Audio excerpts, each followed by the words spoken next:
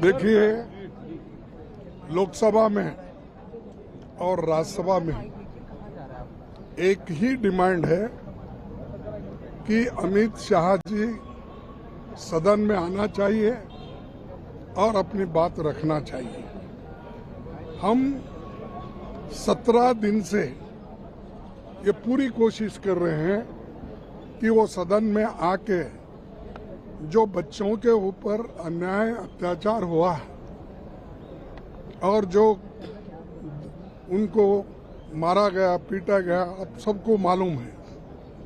और इस विषय में उनका एक स्टेटमेंट चाहते हैं और प्राइम मिनिस्टर इंस्टाग्राम पे रात के 12 बजे बोलते हैं। सदन में क्यों, सदन को आप क्यों निगलेक्ट कर रहे हैं?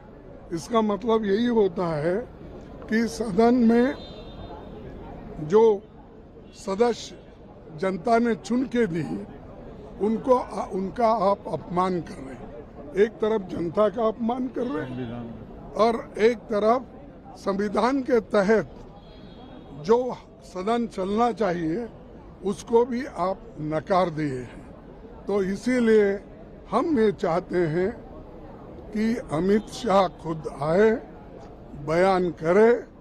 उसके साथ ही साथ प्रधानमंत्री क्यों नहीं पूछ रहे हमारे होम मिनिस्टर को, भाई आप एक बयान दो, मैं भी एक बयान दूंगा। और ये जो 17 दिन 18 दिन से चल रहा है ये खत्म हो जाएगा ये झगड़ा। लेकिन वो नहीं चाहते, क्योंकि वो ये नहीं चाहते कि सदन सुललित चले, अच्छा चले, शांति से चले और उनको जो कुछ प्रश्न पूछा जाएगा वो भी वो उसका उत्तर भी दे। लेकिन वो देना नहीं चाहते, वो डर रहे हैं। और मैं ये भी कहूँगा, क्यों डर रहे हैं आप? इसका मतलब ये है कि आप कुछ ना कुछ गलती किए हैं और बच्चे आज और हमारे युवा छात्र पूरे देश में उनके खिलाफ उठे हैं। तो उनको कोई मॉरल राइट नहीं है और उनके पास कोई मौलिक या मॉरल राइट बचा नहीं है। किसी को सूरत दिखाने की उनकी इच्छा नहीं है। वो बार बार पेपर में तो रोज एडवर्टाइजमेंट आता उनकी सूरत। अब भाई यहाँ सूरत दिखाने में क्या है? राज्यसभा में दिखाओ, लोकसभा में दिखाओ। तो ये सूरत दिखाने को भी तैयार नहीं। तो हम यही कहेंगे कि ये जनता के समस्याओं को हल नहीं करना चाहते और खास करके जो हमारे नौजवान साथी हैं, विद्यार्थी हैं, छात्र हैं, उनका भी जो समाधान नहीं निकालना चाहते। इसीलिए हम डिमांड कर रहे हैं या आके स्टेटमेंट दो, अपनी बात रखो, डिबेट चलेगी और जो कुछ भी समाधान निकलेगा निकलेगा, या नहीं तो आप राजीनामा दो। अगर आप सदन में आके बोलने को भी तैयार नहीं है, इस्तीफा दीजिए।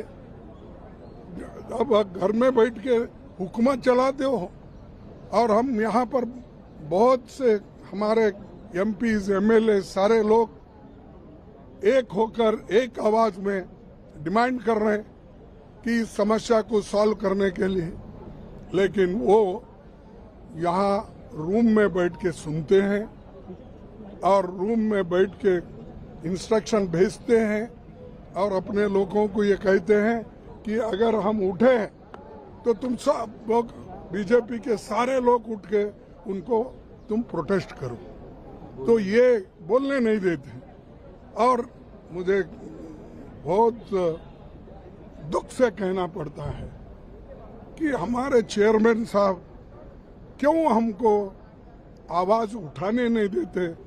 हमेशा वो राइट की तरफ ही देख रहे हैं। मैं बात जब करके उनको पूछता हूँ, वो बोलते हैं खामो अभी देता हूँ। तो उनके ऊपर भरोसा करके मैं बैठ जाता हूँ, वो सदन अडजर्न कर देते हैं। तो ये अच्छा नहीं।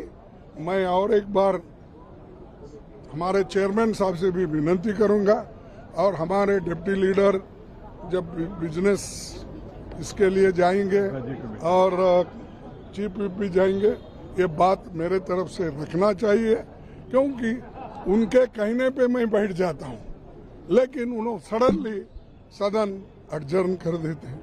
तो ये हम को एक बहुत बड़ा मार गिर रहा है और हम कोई उनको दूसरा कुछ नहीं मांगते, यही मांगते सदन में आओ, बात रखो, डिबेट शुरू हो जाए, नहीं है तो आप लोग इस्तीफा देके घर चलो। सर 2 दिन बचे हैं, पूरा सत्र ही एक तरीके से वॉश आउट हो गया और सरकार बार बार कह रही है कि सरकार जिम्मेदार है। सरकार अरे देखो, आप जानते हैं हम तो डिबेट चाहते हैं, क्यों डिबेट नहीं करना चाहते? बाकी का स्टेटमेंट आकर बहुत बार यहाँ सदन में देते हैं, इसको क्यों नहीं दे रहे स्टेटमेंट? अब सिर्फ स्टेटमेंट ही पूछ रहे ना, तो इसीलिए उनके पास इसका कोई रिप्लाई नहीं है और उनके वजह से सदन नहीं चल रहा है। वो रिस्पॉन्सिबल है, गवर्नमेंट रिस्पॉन्सिबल है, मोदी जी रिस्पॉन्सिबल है, होम मिनिस्टर